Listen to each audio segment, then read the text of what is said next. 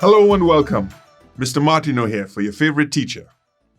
This is the second lesson in the chapter on angles and geometry, and today we're going to continue with the basics of this topic. In case you've not seen the first video on angles, you can pause this one now and take a look at that. Otherwise, let's continue. In this video, we will concentrate on the angles in shapes, specifically triangles and quadrilaterals, special types of those shapes, and using facts associated with the angles in those shapes. A triangle is any shape that has exactly 3 straight sides and 3 angles. A feature of all triangles is that the angles within the triangle always add to 180 degrees. There are special triangles that you have additional features that you will be expected to know if they are mentioned.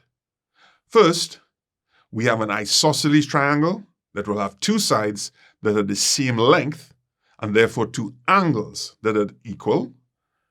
When we are given a triangle, as in our illustration, that has dashes on 2 of the sides, it means the sides are equal. In other words, an isosceles triangle. Second, we have an equilateral triangle that has dashes on all the sides, meaning all the sides are the same length, and therefore all the angles are equal to each other. In this particular triangle, all the angles are 60 degrees. Our third triangle is one that you will encounter on a regular basis, a right angle triangle. The little square denotes which of the angles is 90 degrees. A quadrilateral is any shape with 4 straight sides and 4 angles. There are many special types of quadrilateral, and they are dealt with in more detail in our lessons on shapes. We're now going to look at solving problems that involve triangles. We have a triangle with 2 missing angles, A and B, and are asked to find the values of both. The diagram is such that it is telling us something about the triangle, that it is an isosceles triangle. We know this because the triangle sides have 2 dashes on them, signifying equal sides. An isosceles triangle not only has equal sides, it also therefore has equal angles at the base of the sides. In our case, that means A is equal to 65 degrees. Now that we have the value of A, we can also calculate the value of B because, from our angle facts, we know that all the angles add to 180 degrees. Hence, a simple rearranging is necessary to get B is equal to 50 degrees.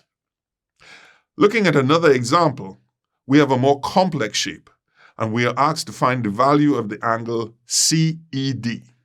To do this, we need to solve some intermediate angles along the way, which is usually what we will need to accomplish when solving angles. With the information given, we can first find angle EBC, which is 180 minus 123, equal 57 degrees. Next, we can find angle ECB, which is 78 degrees, using angles in a triangle add to 180 degrees. Then, angle ECD is 102 degrees, and the reasoning is angles on a straight line add to 180. We are finally in a position to calculate the desired angle CED. We methodically found angle after angle as new information was garnered until we reached our solution. Angle CED is 41 degrees, and the reasoning is angles in a triangle add to 180. The lesson to take from this particular example is that each new piece of information that we either calculate or are able to deduce provides a further opportunity to get to the actual answer. So don't despair if you cannot see your way to the answer immediately. There's usually a path that will open up if you break the problem into smaller chunks.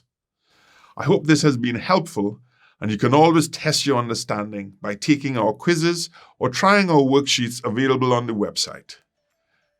Thanks for watching. This has been Mr. Martino for your favorite teacher.